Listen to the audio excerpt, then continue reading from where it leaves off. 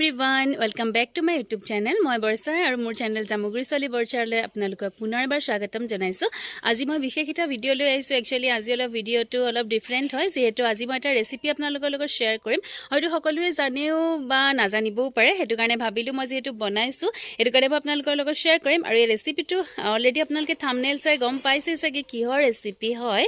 তো বলক তেনেহলে আমি পলম নকৰি ভিডিওটো ষ্টাৰ্ট কৰো। যদি আপুনি মোৰ এই চেনেলত নতুন দেন প্লিজ সাবস্ক্ৰাইব কৰি বেল আইকন হিট কৰি মোৰ ফ্যামিলিৰ মেম্বাৰ হৈ পৰিব বুলি আশা কৰিলো। তো বলক আমি ভিডিওটো ষ্টাৰ্ট কৰো। আৰু ভিডিওটো ষ্টাৰ্ট কৰিব হলে প্ৰথমতে আমি যাব লাগিব কলপাত কাটিবলৈ। তো বলক আমি প্ৰথমতে কলপাত কাটি আহোগৈ। A cloudy sky with falling rain. I try to hide these open wounds, but can't deny they show the truth. I am broken, I'm imperfect too, yeah. এইখন অলৰেডি মই কলপাত কাটিলো আৰু বলক তেন্তে আমি ৰেচিপিটোৰ ফালে আগবাঢ়িম।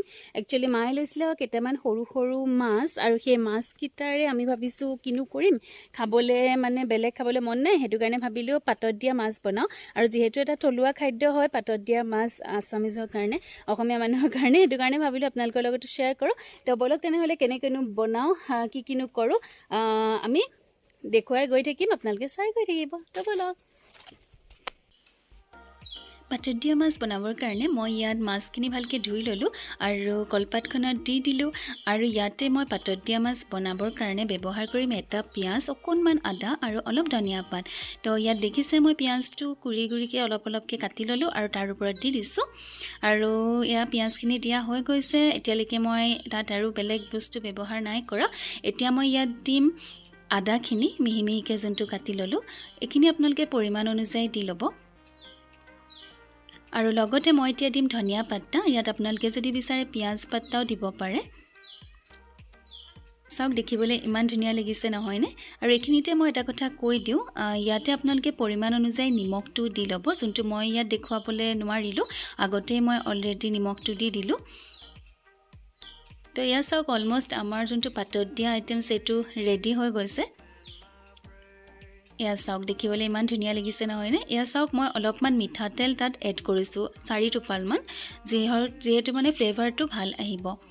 আৰু ইয়াক মই এতিয়া ভালকৈ বান্ধি ল'ম, যিহেতু সকলোৱে চাগে জানেই কিছুমানে যে কেনেকৈ বান্ধিব লাগে। কলপাতখন মাজেদি ফালি ল'লোঁ আৰু এটা চাইডে মই গোটেইখিনি বস্তু লৈ আহিলোঁ। আৰু ইয়াক মই এতিয়া ফল্ড কৰিম দুইটা চাইডৰ পৰা। দেখিছে কেনেকৈ ফল্ড কৰিছোঁ?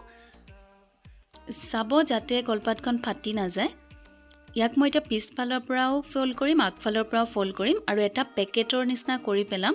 এইটো চাওক এটা টোপোলাৰ নিচিনা কৰি পেলোৱা হৈছে। আৰু ইয়াৰ মাজত মই এতিয়া এডাল ৰছী দি গাঁঠি দিম।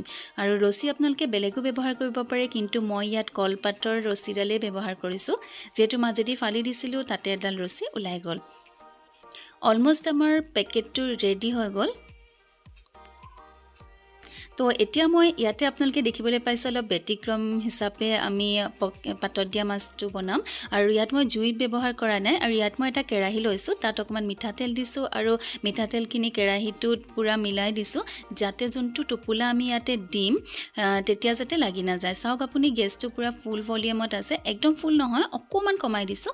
আৰু এতিয়া টোপোলাটো বহাই দিম আৰু ইয়াক এনেদৰে 7 মিনিট এইটো চাইডে থ'ম, ঢাকোনখন এতিয়া মাৰি দিম।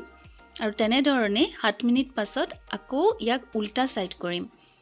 তো এতিয়া এনেকৈ পাতত দিয়া মাছ বনাই আপোনালোকে পাইছে নাই মই নাজানো, এনেকৈও বনাব পাৰিব যাৰ ঘৰত চৌকা ইউজ নহয়। আমাৰ ঘৰত চৌকা ইমান ইউজ নহয়, সেইটো কাৰণে আমি গেছত এনেদৰে বনাওঁ। আৰু এইটো স্পেচিয়েল মাইনাৰ ৰেচিপি হয়, মাইনাই এনেকৈ বনায়। তো এয়া চাওক অলমষ্ট আমাৰ যোনটো পাতত দিয়া মাছ এইটো ৰেডি হ'বলৈ ধৰিছে। গোটেই পাতটো একদম মানে দেখিছে আপোনালোকে ডেম্প হৈ গৈছে আৰু অলমষ্ট আমাৰ হৈ গৈছে।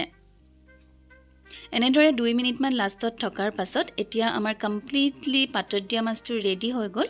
আৰু ইয়াক এতিয়া আমি উল্টাই দিছোঁ। এয়া চাওক যিহেতু মিঠাতেল দিয়া আছিলে সেইটো কাৰণে কলপাতখনত লাগি গ'ল আৰু ফটাও নাই, জ্বলাও নাই। আৰু ইয়াত মুঠতে টোটেল 10-15 মিনিটৰ ভিতৰতে আপোনাৰ পাতত দিয়া মাছটো ৰেডি হৈ যায়। আৰু এয়া চাওক মই থালখনলৈ এইটো লৈ গৈছোঁ। এতিয়া ঠাণ্ডা হোৱাৰ আগতে এইটো মই খুলিম আৰু খুলি পেলাই চাম যে মাছটো কেনেকুৱা হৈছে। আপোনালোকে ঠাণ্ডা হ'বলৈও দিব পাৰে, কিন্তু আমি সোনকালে খুলিবলৈ চেষ্টা কৰিছোঁ, যিহেতু আমাৰ খাবলগীয়াও আছিলে, মানুহৰহে আছিলে, সেইটো কাৰণে। তো ইয়াত চাওক, যিহেতু বহুত গৰম আছিলে, চেপেনাডাল দিয়ে কৰিবলগীয়া হৈছে।